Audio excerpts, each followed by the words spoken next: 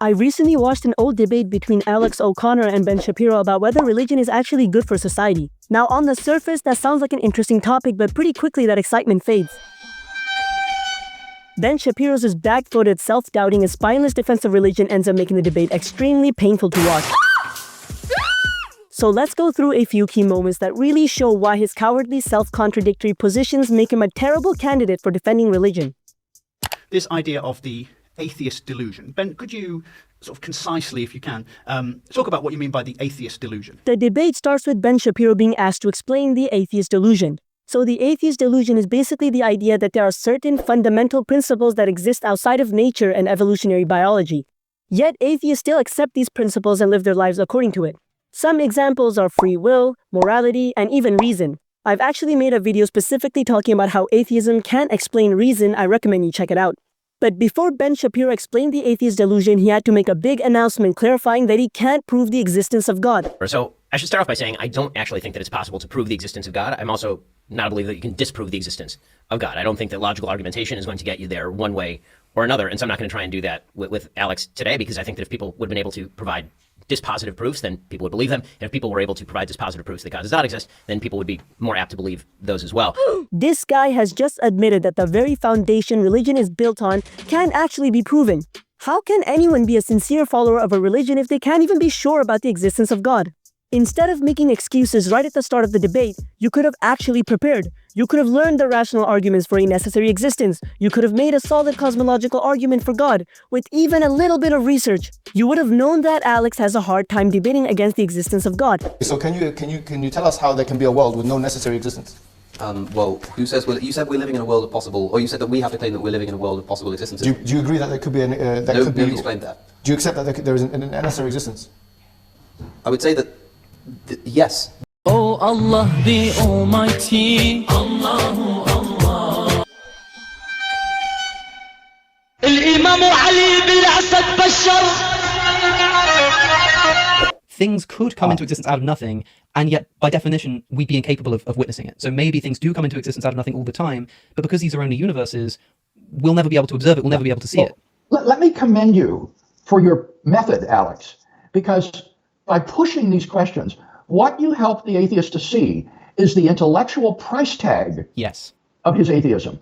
And I think that's very valuable. One of the goals of the Christian apologist will be to try to raise the intellectual price tag of non-belief. And if non-belief or non-theism requires me to be a mereological nihilist, to think that things have an intrinsic property, that they can come into being, that other things don't have, this is all raising the intellectual price tag of non-belief. For me, at least, Alex, just way beyond what I'm willing to pay.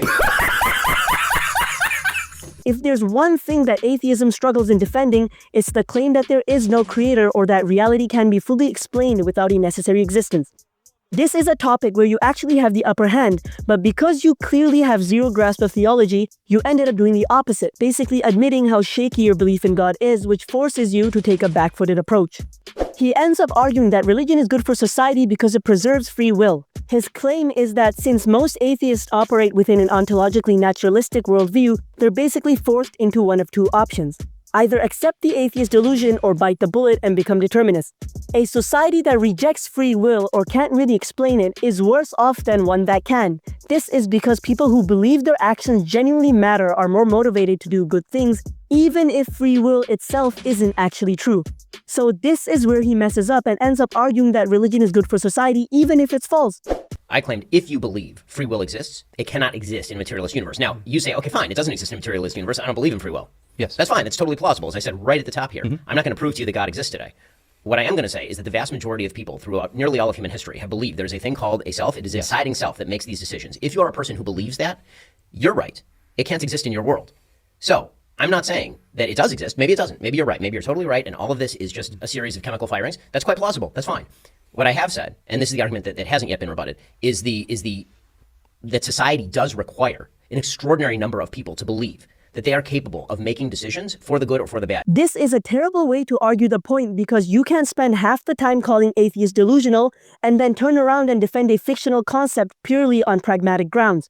Alex actually catches on to this and calls him out on it. if people listening agree with me that free will in fact doesn't exist, and simultaneously agree with you that free will is somehow necessary for the upkeep of civilization, then I would simply ask them to consider who's relying on the delusion here. Then Ben Shapiro argues that religion provides a society with moral absolutes which are objectively from God.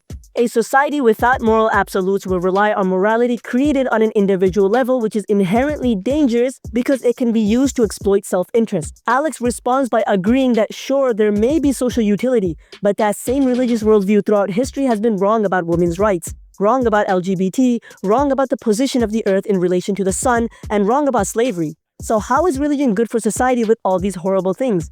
Alex also tried bringing Islam into the discussion because he knows how much Ben hates it. So he tried to make a point that just because Islam might have some social utility doesn't mean it's good for society. And obviously Ben didn't hesitate to agree with that. Religion can make people happier, it can make people more socially cohesive, it can promote people to start families and have children. This is true of most religions. This is also true of Islam, which I'm not sure you would want to say, I don't want to put words in your mouth, but I'm not sure you'd want to say is a force for good in the world. I don't think, in other words, that it's always a worthwhile trade-off. Now, I agree with you, by the way. Just because Now Ben's in a difficult position because he has to try justifying the brutality of the Old Testament in light of social liberalism. Ben tries to dodge this rebuttal by saying evolution of interpreting the text is part of the religious tradition. But that move really exposes Ben's cowardly approach and how far he's willing to bend the tradition. When God gives a text or a set of ideas to human beings, he expects us to use our reason to apply to those texts. And so the sort of evolution of interpretation is part of the religious tradition. What he really means by evolution of interpreting the text is that when Western liberal morality changes over time, the religious text is reinterpreted to fit those liberal standards. So his real loyalty isn't to religion, rather is to classical liberalism. He's willing to throw thousands of years of Jewish tradition under the bus and opt for a liberal, secular, usually a watered-down approach to Judaism that most Zionists accept. But even with the reinterpretation, there are passages in the Old Testament that you cannot evade. Alex interrogates Ben on verses that explicitly talk about killing men and women while sparing virgins. And that's where Ben uses gradualism as an escape hatch. When Numbers 31 has Moses instruct the slaughter of the Midianites, saying, kill all the men, and this time the women get killed too, but not the women who haven't slept with a man. And why might that be? And it says that, keep them for yourselves. And I hear all the time that this is some kind of liberalizing process. Maybe it's because, these people wouldn't survive on their own. It's some kind of protective measure to make sure that you're looking after them. If that's the case, then why does it only apply to the virgins? That seems a little bit suspect to me. It's sort of scripture's littered with these kinds of Well, again, so to go back to the sort of oral tradition nature, and I don't think God would permit a proactive immorality, even if he can't, for some reason, abolish the practice altogether. If you see what I'm saying. Well, no, that last point I don't see. So when you say even if he can't abolish the practice altogether, well, which already I think he would be able to do. Right. So the question is whether he can or whether he can't. If he can't abolish the practice, then the idea of wooing people away from a particular type of sin through a gradualistic process is known throughout societies across human history. I mean, the gradualistic processes are the way that most things get done.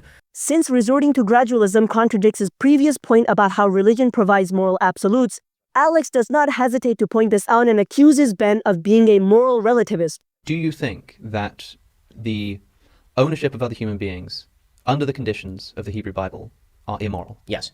So how do you account for God commanding something which you now see to be, or rather permitting something and explicitly and giving you details about how to do something which is proactively immoral? Because he's not permitting me, permitting my great to do something immoral. To do something immoral. That in the time was not considered immoral. It wasn't considered immoral, right. But was it immoral? By today's standards that were developed by the Judeo-Christian tradition, sure. By today's standards developed under the Judeo-Christian tradition, immoral. So which, by the way, you're living off you're again, not to get back to the Tom Holland argument, you're living off the remains of this. I mean, where's your morality coming from? But who's the moral relativist now? I mean, it seems that a moment ago you say that the great success of religion is providing a sort of untouchable moral basis that sort of transcends human affairs and human debates. And now when I say, well, look at this, open your own religious scripture and look at this blatant immorality, you say, yeah, but that was considered to be fine at the time. It's considered to be bad now by the progress of Judeo-Christian there's a question. Who's the moral relativist? Well, it's not relativistic to say that a thing that is. This guy has no confidence in his own religion. In fact, he accuses Muslims of being radicals because they want Islamic law to be implemented in their own Muslim majority countries. Okay, Egypt, 80 million Muslims. 65% want strict Sharia law. That is another 135.4 million radicals. Bangladesh, another 82% want Sharia to be the official law of the country. Afghanistan, 24 million people. 99% actually want Sharia to be the law of the land. So Palestinian areas, 89% support Sharia law.